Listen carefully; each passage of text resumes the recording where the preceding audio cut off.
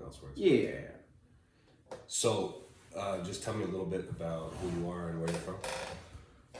My name is Benny Carnes. I'm from Waverly, Ohio originally. Bounced around a little bit after junior high. Mom and Dad decided to move out to Washington State for about 4 years, and then I ended up graduating back in Waverly. Since then, I've kind of bounced around Ohio mostly. Okay. So mostly I've been in, Waverly, Circleville, Cincinnati, and then I've been in Columbus the last 10 to 12 years. Cool. So Waverly's like a small town or a suburb? Or? Small town south of Columbus by about 60 miles between Chillicothe and Portsmouth. Got it. Okay. Sounds right great. on 23. Yeah. Cool. So we met. Tell the people where and how. So I'm an actor. Yeah. Hopefully we'll become SAG after and be able to be in some shows and do my thing. But I met you actually on set. We both were doing a role in a film, and it was a great experience. Actually, I had a really good time. They let us play with our characters a lot more, and with our own development of those characters, kind of came more of the film. So we had a great time. I feel like. Yeah, and we'll post the link if it ever comes out. We'll post the link. Yeah, if it ever comes out, right? Yeah. Hopefully it does. But you were one of my bumbling henchmen, and you played it to a T. That's right. That was a fun experience. I was definitely bumbling.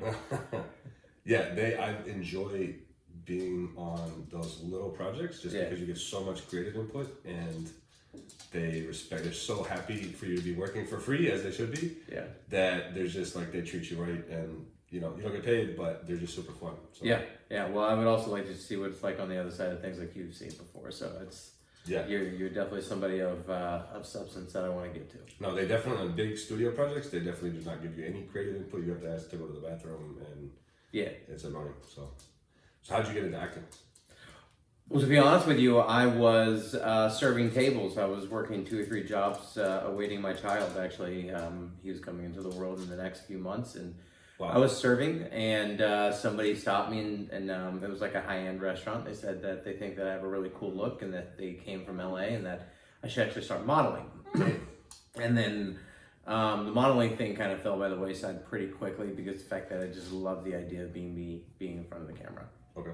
So you hadn't had any aspirations to act or anything when you were a kid? I think that if I did, they were subdued pretty quickly. I had a father that was much more of a realist. He didn't necessarily think that it was the most effective or efficient way to kind of go after your dreams, I guess you could say. Okay. You think that, well, I mean, he's a boomer, right? So he was somebody that kind of, whose father, came from the Depression era almost. So I'm sure that definitely had some part and play into it as well. So I think that he tried his best to make sure that I was grounded, but I've always had a knack of wanting to entertain.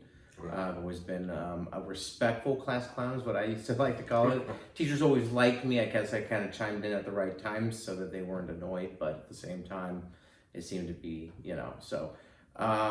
Your comedic timing as a class clown was impeccable. I think so. I think that it was pretty good. That there are times where, of course, I definitely bombed, but I had my moments. But yeah. So I remember also going into a drama class back when I was in like 9th grade, and it was something that I really enjoyed. Yeah. But something actually happened in that drama class that actually shied me away moving forward. So that's what was kind of interesting about that. Okay. Yeah. What happened? They actually put on like a class play kind of a thing, and I was so into the play that I actually said somebody else's lines in the worst moment, I guess you could say. So there was almost like no coming back from it, and she was, of course, just an amateur like student, like she was just a little 8th grade student or whatnot. And so she was taken back by what I said. And so I was like saying her lines. And so it just got so fumbled. And I was so embarrassed by it that I just kind of dropped the whole idea, because I didn't know how to get in front of a camera without going through theater first. And the idea of theater, even to this day, since that moment, has extremely terrified me. Wow. So I am one of those people that really don't want to ever do theater. I'd much rather, I love the idea of them saying cut. because yeah, I think I do well at acting, but for some reason, as soon as they say cut for the first time on the first shoot of the first day, usually my lines leave my head. After that, I get them right back on the second shoot and we're good to go.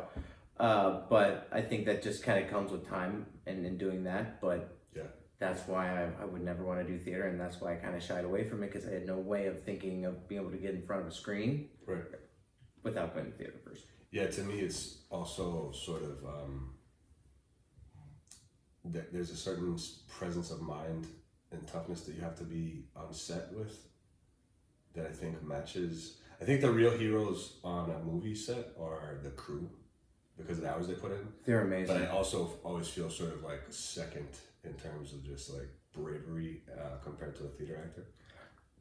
So Denzel said it really well. He said that the screen is more of a filmmaker's medium, and the theater is more of an actor's medium. For sure. And I get that.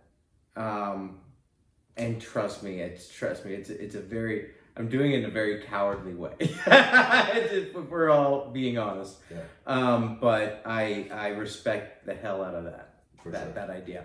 But like you said, the crew that makes a film, in my opinion, are more like saying that they're the secret.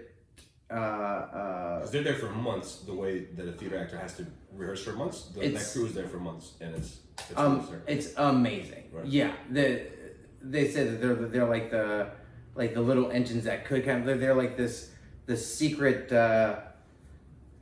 layer that actually makes the whole thing run. But it's like there's so much more important than that. Yeah.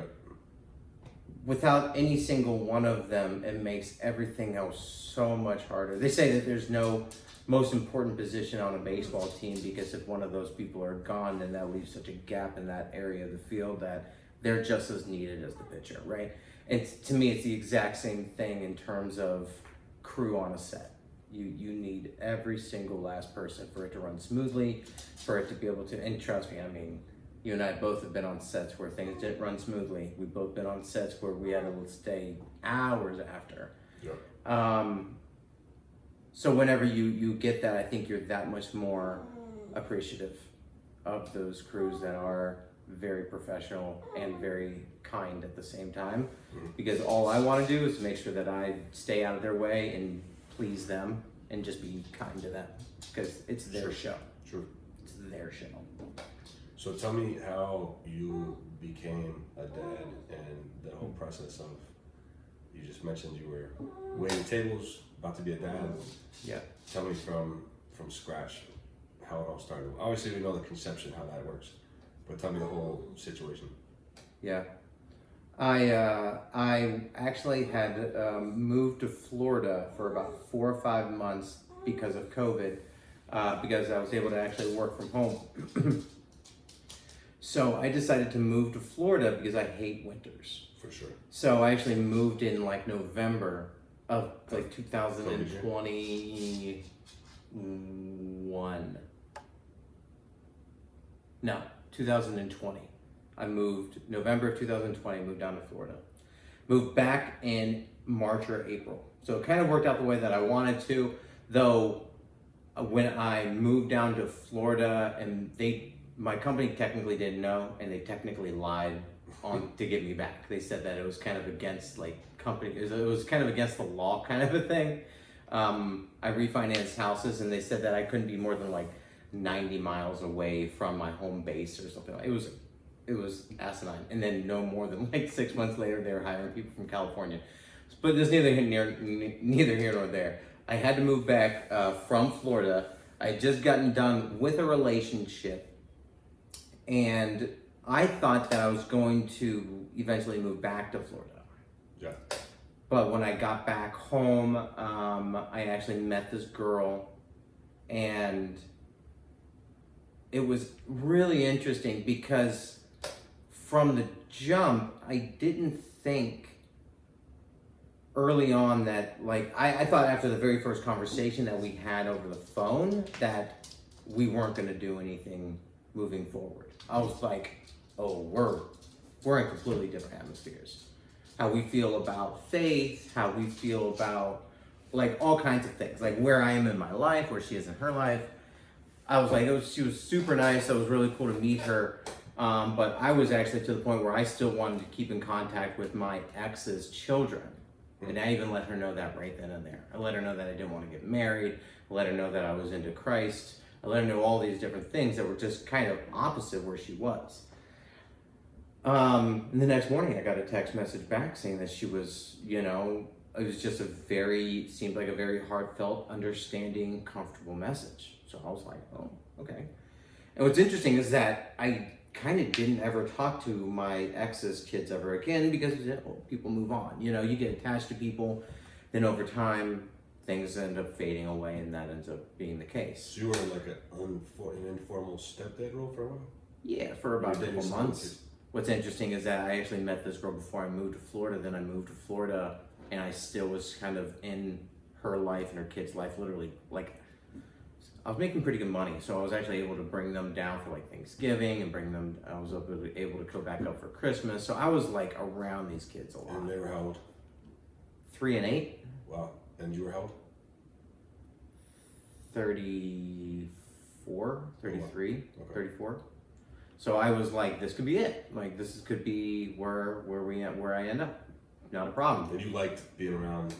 Oh yeah, I've been in relationships in the past where I've been around kids, and the hardest part always is leaving the kids. For sure.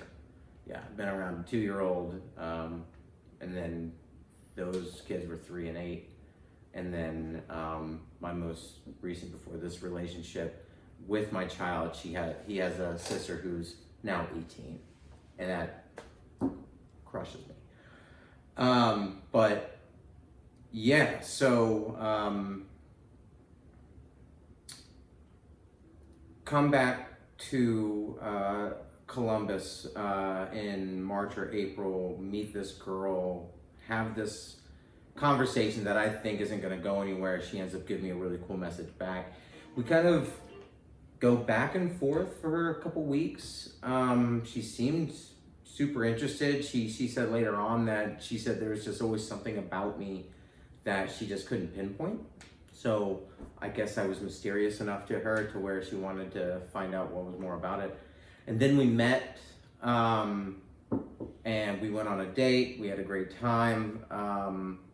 And within a couple of days, there were I remember within a couple of days, there were kind of like issues to where I was thinking, oh, well, I thought it after the very first conversation, so I see this going the way that I thought this was going.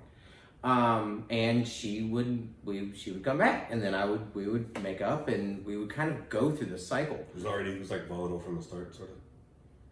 I wouldn't say volatile. I was just, again, I was saying things that probably weren't internally fully true.